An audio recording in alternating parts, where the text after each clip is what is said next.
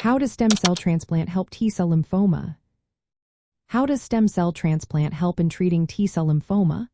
This is an important question, especially for those affected by this aggressive form of cancer. T-cell lymphoma is a subtype of non-Hodgkin lymphoma, which arises from malignant T lymphocytes. These lymphocytes are a type of white blood cell crucial for the immune system. Because T-cell lymphoma can be aggressive and often relapses after initial treatment, it requires intensive therapy. Stem cell transplant plays a significant role in the treatment of T-cell lymphoma. It allows patients to undergo high-dose chemotherapy, which is more effective at destroying lymphoma cells. After this intense treatment, healthy stem cells are infused back into the patient to restore bone marrow function. This approach aims to improve long-term survival and reduce the chances of relapse. There are two main types of stem cell transplants used for T-cell lymphoma: autologous stem cell transplant and allogeneic stem cell transplant. Autologous stem cell transplant, or auto-SCT, involves using the patient's own stem cells. Before receiving high-dose chemotherapy, stem cells are collected from the patient. Once the chemotherapy has eliminated both the lymphoma cells and the bone marrow, these stored stem cells are reinfused. This process helps regenerate healthy blood cells.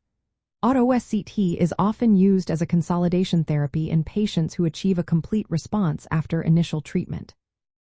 Research shows that patients who undergo auto-SCT after achieving complete remission have significantly better survival rates compared to those who do not receive a transplant.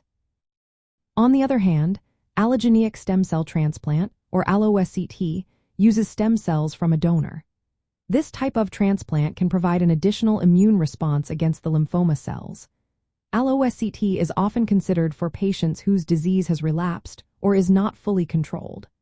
While it carries higher risks, such as graft-versus-host disease and infections, it can offer a potential cure for some patients.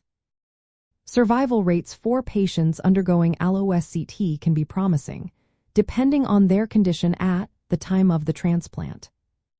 The choice between auto-SCT and Allo-SCT depends on several factors, including the patient's disease status, age, overall health, and the availability of a suitable donor.